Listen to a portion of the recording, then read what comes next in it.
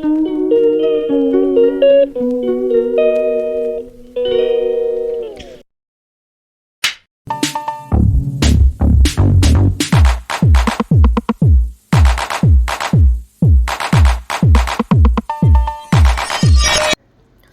Everyone, welcome to the channel Gudiya blog. तो कैसे हैं आप सब? उम्मीद करती हूँ सभी अच्छे होंगे और मैं भी बहुत अच्छी हूँ। तो आज है दिन थर्सडे और तारीख है 4 जनवरी 2024।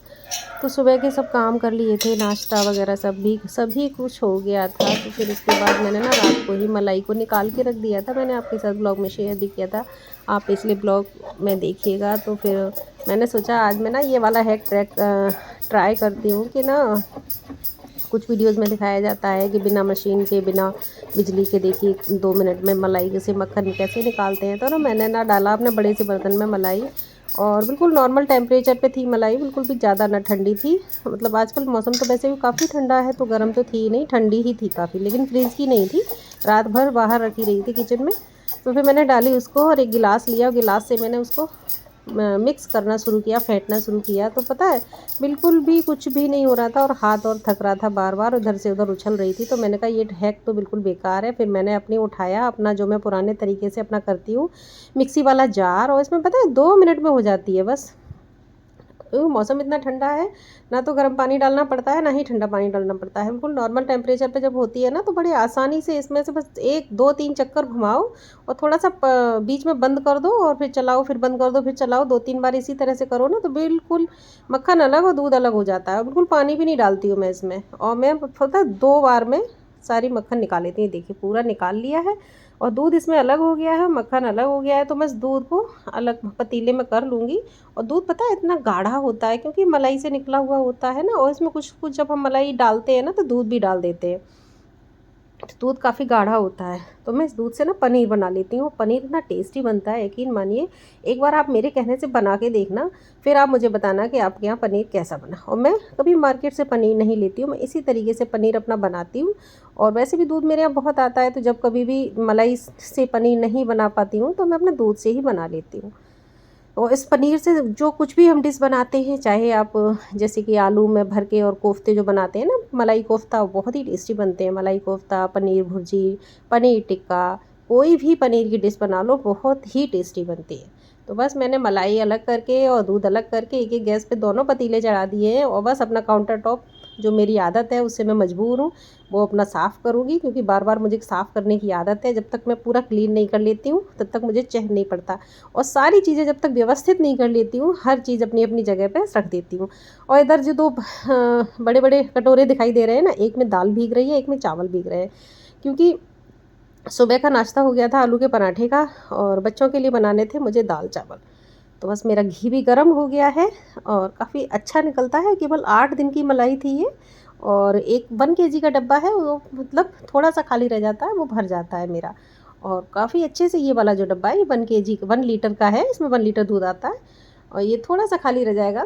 बस इसमें इतना सा घी हो जाता है हमारा। और पता है मार्केट से बिल्कुल भी घी नहीं लेती हूँ मैं, सारी चीज़ें घी में ही बनाती हूँ। जैसे कि पराठे भी घी में बनाती हूँ, पूड़ियाँ भी घी में ही बनाती हूँ, और डेली जो थोड़ा थोड़ा खर्च होता रहता है, पूजा में भी खर्च होता है। तो बस मेरा इसी तरीके से अपना रूटीन अल्टरनेट चलता रहता है, इकट्ठा होता रहता है, खर्च होता रहता है। तो यहाँ पर बच्चे कुछ कह रहे हैं, बस मैं उसी को देख रही थी कि कोई कुछ कह रहा है मुझसे।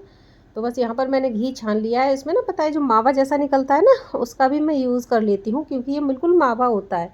इसको टेस्ट करके देखो आप, बिल्कुल खोए जैसा टेस्ट होगा, इसमें घी भी एक्स्ट्रा रहता है।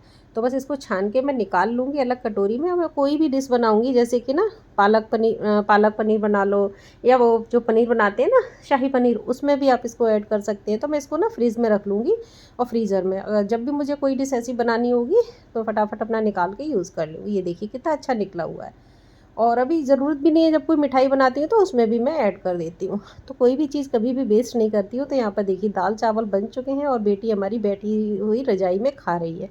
क्या करें, बच्चे बिल्कुल भी रज़ाई में से निकलते नहीं हैं, लेकिन हमें तो करना ही है, हमारी तो ज़िम्मेदारी है सारा काम करने की।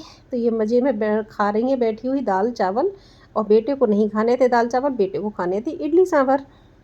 तो बस फिर लग गई मैं इडली सांभर बनाने में। तो सच मानो पूरा दिन सुबह से शाम तक हर इंसान की फरमाइश पूरी करते करते करते कब सुबह से शाम हो जाती है पता ही नहीं चलता है। तो इडली के लिए भी मैंने इडली सूजी निकाली और दही निकाला, फ्रिज में ही रखा हुआ था। और उसको फेंट के 10 मिनट के लिए रख दिया। फिर उसमें थोड़ा सा डाला बेकिंग सोडा, जो खाना सोडा होता है ना वो वाला, डाल के थोड़ा सा नमक डाल के बस इस स्टैंड में सारी इडलियों को लगा के रख दिया। और बाकी के काम भी साथ में चल ही रहे थे, क्योंकि कपड़े भी धुल रहे थे आज। वैसे मैं ना थर्सडे को कपड़े नहीं धोती हूँ, लेकिन क्या हुआ ना कि कल बेटा आया था हॉस्टल से, तो ठंड इतनी पड़ रही है तो वो काफ़ी सारे कपड़े गंदे लेके आया था, उसको जाना भी है वापस। और मौसम इतना मॉइस्चर वाला हो रहा है, नमी हो रही है कि कपड़े सूखते नहीं हैं। तो बस मैंने मशीन भी उधर चल रही थी, तो मशीन चल रही है, उसमें कपड़े भी डाल दिए हैं धुलने के लिए, कि जब धुल जाएंगे ना, जब तक जाएगा तब तक सूख भी जाएंगे, और प्रेस वगैरह भी करनी होगी वो भी हो जाएंगे सारे। तो मशीन भी चल रही है, इधर इडली भी बन रही है। मतलब टाइम हो रहा था करीब 3 बजे का टाइम हो रहा था, और काम करते करते 3 बज गए थे। मतलब खाना नाश्ता घी वगैरह सब कुछ करते करते सुबह से लेके अब तक, और 1 मिनट के लिए भी मैं बैठी नहीं थी बिल्कुल। बस चलते फिरते यूं ही थोड़ा बहुत बैठ जाती थी, बस उतना ही मुझे रेस्ट मिलता था। तो यहाँ पर मेरी इडली भी बन चुकी हैं, और इधर ना सांभर मैंने फ्रिज में से निकाली थी, उधर सांभर भी गर्म हो रही है। तो गरम गरम मैं अपने बेटे को, जो भी जिसको भी खानी होगी सर्व कर दूंगी, क्योंकि 3 से 3:30 का टाइम हो चुका था। भूख भी लग रही थी थोड़ी थोड़ी। आलू के पराठे तो सबने खा ही लिए थे, फिर भी थोड़ी थोड़ी भूख लग रही थी, तो मैंने कहा इडली सांभर सभी लोग खा लेंगे जिसको भी खानी होगी। तो इस बेटे के लिए मैं सर्व कर रही हूँ यहाँ पर, और बेटे को देने जाऊँगी, और मेरा मन होगा तो मैं भी खा लूँगी।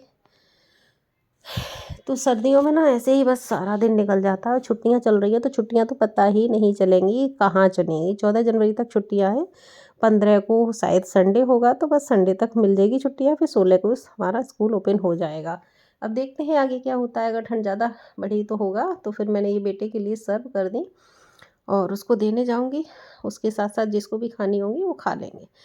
तो बहुत ही टेस्टी बनी थी। सांभर तो रखी हुई थी मेरे पास बनी हुई, क्योंकि आजकल मौसम इतना अच्छा है कि कोई भी चीज़ ख़राब नहीं होती है, यूज़ हो जाती है। तो बस यहाँ पर इडली सांभर और सॉस चटनी सब दे दी। ये मैंने अपनी भी लगा ली थी। फिर उसके बाद हो गई थी शाम। शाम की संध्या आरती की मैंने। संध्या आरती करने के बाद फिर 5:30 बज रहे थे। फिर मैंने ना इडली सांभर खाने के बाद फिर थोड़ा सा रेस्ट किया था, इसलिए ना सीधे उठी दिया बाती के टाइम पे, तो दिया बाती की, और फिर मैंने किचन में बनाई चाय। तो यहाँ पर हस्बैंड जी को भी मैं अब चाय दे दूँगी, और अपने लिए चाय बनाऊंगी। और बेटी और दोनों बच्चे मेरे मार्केट गए हुए हैं। अब मैं आ गई हूँ यहाँ पर बनाने अपनी चाय।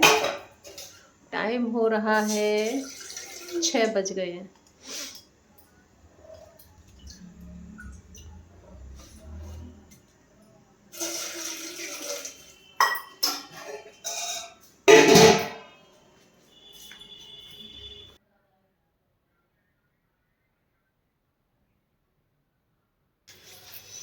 तो ठंड बहुत ज़्यादा है आज, कुछ ज़्यादा ही ठंड है। अदरक ये रही,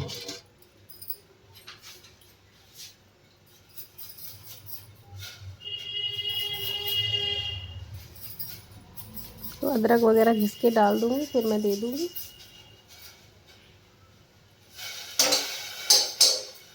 ढेर सारी अदरक वाली चाय,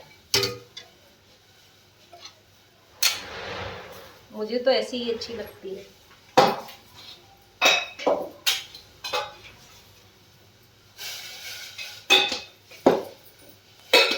तो यहाँ पर मेरी अदरक वाली कड़क सी चाय बनके हो गई है तैयार, और पति देव की और अपनी बना ली है। बेटी की छोड़ दी है, जब वो आएगी तब वो पी लेगी। फिर उसके बाद हो गया था लड्डू को सुलाने की तैयारी। रात को भोग वगैरह लगा के सुला दिया था, फिर उसके बाद हम भी सो जाएंगे। फिर मिलेंगे आपसे अगले दिन। तो यहाँ पर लड्डू को बड़े अच्छे से और प्यार से मैंने सुला दिया है, अच्छे से थपकी दे के। उनको जब तक थपकी ना दो तब तक नींद नहीं आती है, तो ज़रूरी होता है उनको सुलाना, जैसे अपने बच्चे को सुलाते हैं। बस सुला दिया, उसके बाद में आ गई मैं रजाई में। और ये मैंने देखी मेरी बेटी लाई थी, तो उसके लिए मैंने ये डाल लिया है। अब देखती हूँ क्या बना पाती हूँ। इस तरह की ऊन मैंने मंगाई है, और शुरुआत तो कर दी है। अब देखते हैं कब तक ये बन पाता है। फिर मिलूंगी आपसे नेक्स्ट वीडियो में, तो इंटरेस्टिंग वीडियो के साथ। तब तक के लिए bye bye. Thank you for watching and take care.